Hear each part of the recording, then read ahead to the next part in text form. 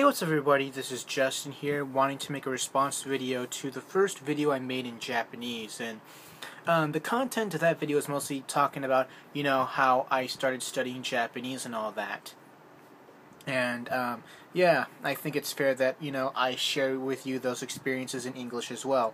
Especially when the subtitles, the automatic translation, doesn't really do jack shit, even though it's pretty funny. But yes, about that. Yes, I first started taking Japanese when I was in high school. Of course, I've been a Japanese animation fan for a long time. And, through Power Rangers, I was a fan of Super Sentai. But, I never really formally got into watching Sentai until just about a year ago.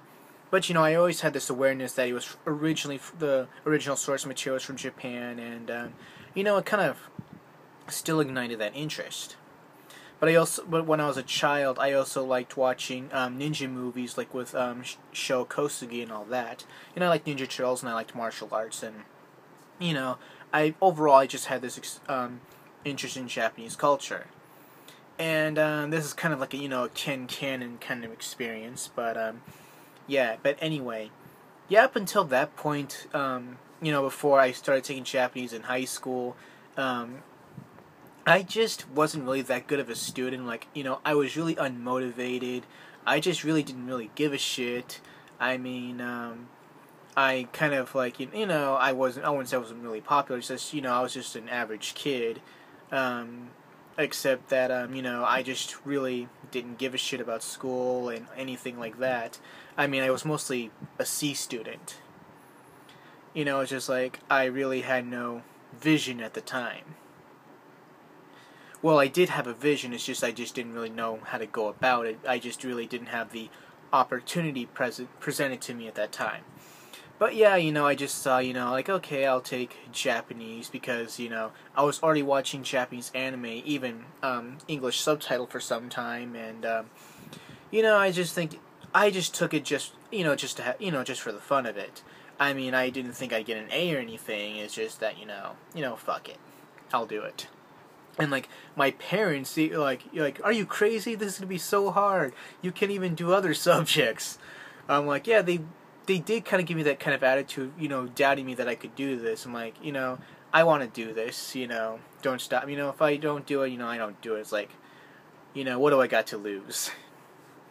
And yeah, after that, it's just after the first month, it's like, oh shit, I got the highest grade in the class.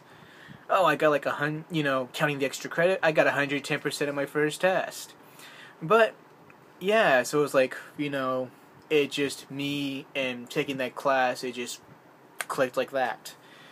But, yeah, of course, like I said, I was really an unmotivated student up to that point, and, I've already had some sort of exposure to Japanese, I've had an interest. Of course, I wouldn't say I had no interest in what 2 plus 2 is, but, it's just school's I wouldn't say I didn't know how I'd use this in the real world, it's just that, I just think the teachers did a bad job of demonstrating that to me. Yes, I blame the system, and myself, but, it's a two-way street. But anyway, yes, it's just I was even surprised, hey, I could do this. And, it was just something that, I would just say, for the first time in my life, I was, really motivated, for school. Just specifically Japanese. I was still getting C in math. I was still getting a C in English. I was still getting, C plus B minus in science. Yeah. So, yeah, I was still mostly a C student, but, that really didn't matter to me. It's just that I just saw that, I liked what I was learning in that class. Even though I wasn't going to Japan, but, I could go home and, I can make use of what I was learning. I could, play, let's say, watch anime DVD, or, VHS at the time. And, I could try to imagine with the subtitles. I could look at my textbook. I could look at my notes. I can look at the signs, the store. So I was like, oh yeah, I can read that. So yeah, for my first year, it was pretty cool, being able to do that. And I didn't mention this in my Japanese version of the video, but well, not to some degree, but the part that I didn't mention was after around this time there was this one video game store that opened not too far from where I was going to school, and it was selling Japanese games. And after like my first semester, I bought like I bought some Dragon Ball Z, Sega Saturn games, and some PS1 games. I was like looking at the instruction booklet, and like by that time I already knew all of hiragana and I knew all of katakana. So I was like, even though I didn't really understand, what the words were, I could understand what the characters were, hiragana and katakana wise. So I just thought that was really I'm sorry, I just had gotten an email all of a sudden. I just thought that was like really cool to me, so it was really useful. And then about like a year and a half later, sorry, I just gotta click this button on my iPhone about this message. But anyway, yes, yeah, about like a year and a half, a year and a half into learning Japanese, I got Shenmue in Japanese for the Dreamcast. Well, yeah, of course it's not. Well, Shenmue 2's on Xbox, but yeah, this was in December of 1999. And I was still getting good grades in that class. I was still getting the top scores. I was always ahead of my homework. I was ahead. I was reading ahead in the textbook and all that. I was never really referring to really Japanese anime or anything like that. But yeah. But I was looking at the textbook, always taking notes beforehand.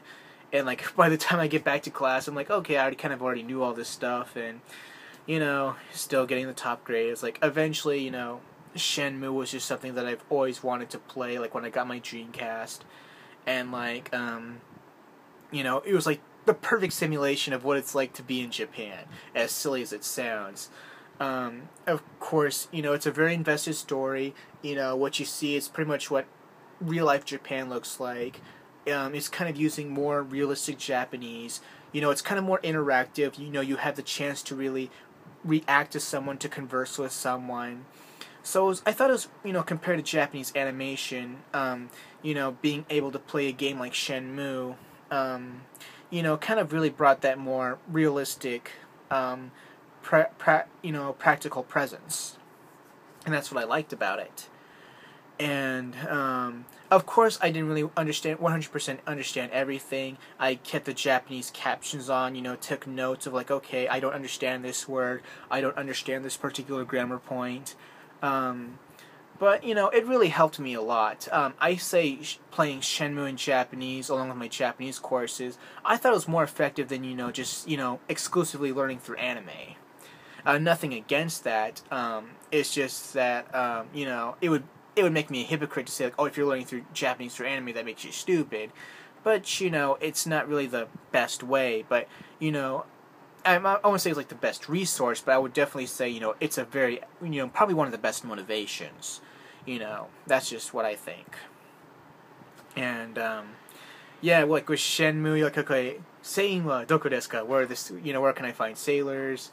It was just a really fun experience to me because, when you talk to the foreigners in the Japanese version of Shenmue, they're played by foreigners. They're speaking in very broken accents, even more broken accent than me, even more than Stresemann from, what was it? Yeah, No Dame Cantabile. So, yeah, that was just a really fun experience to me, to have that, simulation of real-life Japan. With and using Japanese, and you're having like listening, reading, writing, whatever. So that was just really fun to me.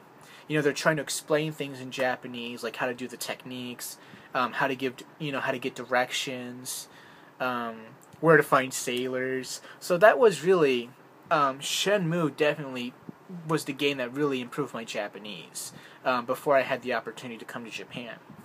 And when I was 16, near the end of my first half of my junior year, I applied to do a homestay in Japan.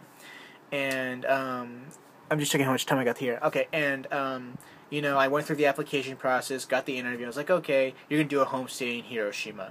Yeah, at first I kind of freaked out about it because the whole atomic bomb issue. Even my parents were kind of concerned about that, but I was still very determined to go through with this, make use of what I learned, and learn more things, and learn about Japan firsthand. And, I kept a very positive attitude.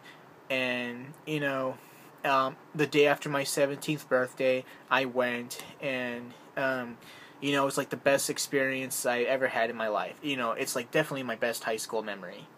My host family was very thankful that I could speak Japanese. Of course my Japanese then isn't as good as it was now. I'm now studying to take the level 2 of the Japanese language proficiency test. And, but, I was able to, we were able to have conversations on a pretty basic level, but not on a deep philosophical level. I went to a school that was really fun too, and I met like the assistant language teacher.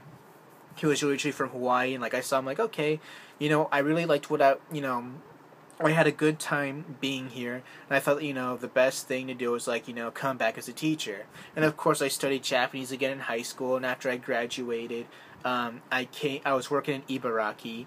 This was about 2006, but, I had some circumstances I had to deal with at home, went back for a few years, then I came back, then I was teaching in Kagawa Prefecture, and if you remember my third day there, I saw the Prime Minister back then, Aso Taro. And then after that, me and the company I worked for at the time, I wouldn't say, I don't really understand what the issue was, but when it came to recontracting, they just told me, oh, we're not going to renew your contract. And I thought it was bullshit. But the school, I really liked the school I was working at the time, and, the teachers and the principals wanted me to stay, and, like, I talked to my, the stupid asshole guy at my company. He's like, we decided not to renew you. And it was like, oh, that is bullshit. But then I went to Matsuyama, in the neighboring prefecture of Ehime. That didn't work out for reasons I don't want to get into right now. Then I went to Hiroshima, for the second time. And, I had a good time there, but, everything I wanted to do there, I accomplished. So I went to Niigata. But, this time, it wasn't really my fault. It was really my company's fault. They couldn't get the contract renewed in Niigata. Then my company moved me to Saitama, where I am now. And I may move again in March, I don't know. But yeah, that's kind of like my history here in Japan, and, me learning Japanese. Of course, being in Japan, you're if you already have acquired these language skills, studied these language skills before you came here and used them, you're bound to improve the more you live here.